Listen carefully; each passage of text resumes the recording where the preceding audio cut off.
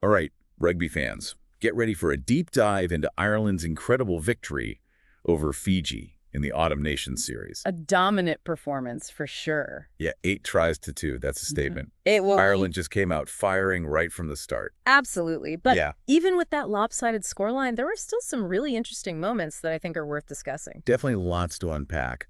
So first things first, can you give us a quick rundown on what the Autumn Nations series is all about? So basically, it's a chance for the top teams from the Northern Hemisphere, like Ireland, to go head-to-head with the giants of the Southern Hemisphere. Okay, so think New Zealand. Exactly. New Zealand, Australia, South Africa, all coming up north for some massive clashes. Got it. So it's a pretty big deal in the rugby world. Absolutely. It's not just about bragging rights either. These matches are crucial for World Cup preparation rankings, all that. So with that in mind, how did this Ireland-Fiji match fit into the bigger picture? Well, for Ireland, this match came after a bit of a mixed bag in the series. They had that tough loss against New Zealand, but then managed to pull off a narrow win against Argentina. So there was definitely pressure on them to perform. Yeah, they needed to make a statement, and they did. That final score of 52-17 really says it all. No doubt about that. All right, let's break down some of the key moments of the match. Yeah.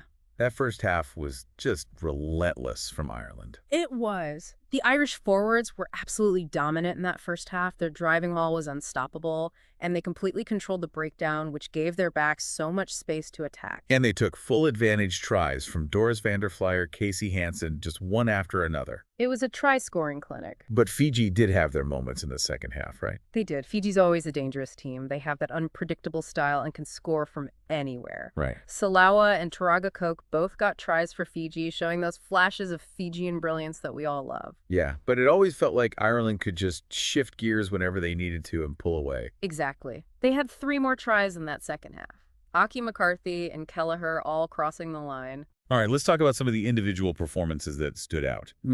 Gus McCarthy on debut scores a try. We see him crying during the anthems. What a story. Incredible. You could just see how much it meant to him. Those are the moments that make rugby so special. Totally. Yeah. And then you've got Mac Hansen. 2 tries, and he was just electric every time he touched the ball. Hansen is such a dynamic player. He's got pace power and a real nose for the try line.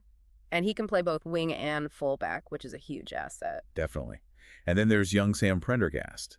Gets a yellow card early in his first start, but then bounces back and has a really solid game. Yeah. Tough start for the young fly half, but he showed a lot of composure. He didn't let that yellow card rattle him. Definitely one to watch for the future. Absolutely. Unfortunately, we also have to mention Jacob Stockdale's injury. Yeah.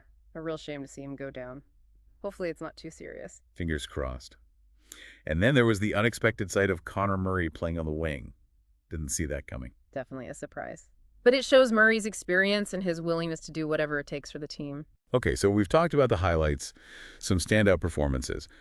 What does this win really tell us about Ireland's form and their World Cup aspirations? Well, first of all, it's a massive confidence boost. After those mixed results earlier in the series, they showed real ruthlessness against Fiji. Right. And that's a good sign. This kind of dominant performance will send a message to their rivals. Absolutely. But what about Fiji? What can they take away from this match? Fiji has so much talent. They showed glimpses of what they're capable of, especially in that second half. Yeah. This match was a valuable learning experience for them. Looking ahead, Ireland has one more match in the Autumn Nations series against Australia, coached by their former coach, Joe Schmidt. Now that's an interesting storyline. Very interesting. You've got Ireland looking to finish the series on a high and Australia trying to continue their resurgence under Schmidt. Plus, there's that added layer of facing their former coach. It's going to be a fascinating match. Before we get ahead of ourselves and dive into that matchup, let's take a closer look at some of those individual performances and their implications. Welcome back. So we were just talking about some of those standout players from the Ireland-Fiji match. You mentioned Gus McCarthy's emotional debut try. Seeing him in tears during the national anthem really adds another layer to it, don't you think? It does. It speaks to the passion these players have for their country. I mean, to achieve that dream of representing Ireland and then to score a try in your first match, it's incredible. Yeah, a moment he'll never forget. Yeah. And the fans won't either. Speaking of memorable performances, Mac Hansen, 2 tries, and he was a constant threat. Hansen is quickly becoming one of Ireland's most dangerous weapons. He's got that speed, power, and vision that makes him so difficult to defend against. Plus his ability to play both wing and fullback. Yeah, he can slot in anywhere in the back line and make a real impact. And it's not just about the tries. It's the way he creates opportunities for his teammates, too. Always looking to break the line, draw defenders, and put others into space. Exactly. He's a playmaker as well as a finisher. Okay, let's shift gears a bit and talk about the young fly half Sam Prendergast. First start for Ireland, and it didn't exactly go to plan at the beginning. Yeah, that yellow card early on must have been a shock to the system. Tough enough making your debut, let alone having to spend 10 minutes on the sidelines. It wasn't ideal, but he's still a very young player, and to be honest, I thought he handled it remarkably well. He didn't let it affect him too much, came back in with real composure. I agree. He could have easily let his head drop after that, Yeah. but he showed real resilience. Yeah, a real testament to his character and potential. Absolutely. Okay. Now, unfortunately, we have to touch on Jacob Stockdale's injury. It was tough to see him leave the field. He was starting to find his rhythm in the match. It was good to see him back in the green jersey. Yeah. Hopefully it's not too serious and he can make a full recovery. Fingers crossed. So before we get into the implications of this match and the upcoming clash against Australia, let's talk a bit about Fiji. What did you make of their performance? Well, they ultimately fell short, but there are some positives to take away. They never gave up, and they showed glimpses of their attacking brilliance. Yeah, those two tries from Salawa and Taragakoke were classic Fijian rugby. Exactly. They have so much raw talent and athleticism. What they need is consistency. That's it. If they can tighten up their game and cut down on those errors, they can be a real threat to any team. It's about putting together a complete 80-minute performance. Which brings us to Ireland's next challenge, Australia. And of course coached by their former coach, Joe Schmidt. What are your thoughts on this matchup?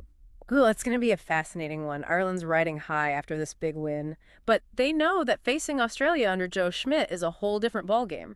So, we've talked about Ireland's dominant win over Fiji and looked at some key performances, but now let's dive into this Australia match. Facing your former coach, who led you to so much success, that's got to add another layer of pressure, right? Oh, absolutely.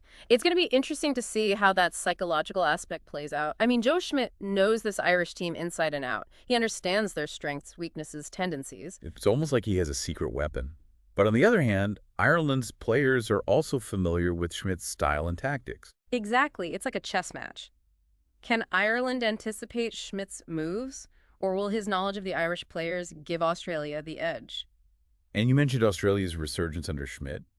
They're playing with a new energy. They are. Schmidt has brought structure and discipline, and they've got some dangerous players like Corbetti and Ikitau. So Ireland needs to find a way to neutralize those threats while sticking to their own game plan. That's key. They can't get caught up trying to outsmart Schmidt. They need to play their own brand of rugby, fast-paced attacking. And let's not forget the emotional side of things. Facing your former coach, that's got to be a strange experience for the Irish players. It's a tough one. There's going to be a mix of emotions, respect, admiration, maybe even a bit of apprehension. But once that whistle blows, it's about focusing on the game, putting those emotions aside and playing for the jersey. It's about proving they've grown as a team, that they're ready for anything. Yeah, this match against Australia is a real test of where they stand. So as we wrap up this deep dive, the question is, can Ireland keep up this momentum and overcome the challenge of Joe Schmidt in Australia? That's the big question. They have the talent and they're in good form, but it's going to come down to mental toughness tactics and maybe a bit of Irish luck. One thing's for sure, it's going to be an epic match. A great way to end Ireland's Autumn Nations series. And for everyone listening, we hope this deep dive has given you some things to think about. As you watch that final match, pay attention to the tactics, the individual battles, and all the emotion. It's going to be a match you don't want to miss. Thanks for joining us. Enjoy the match, and until next time, keep that rugby passion burning.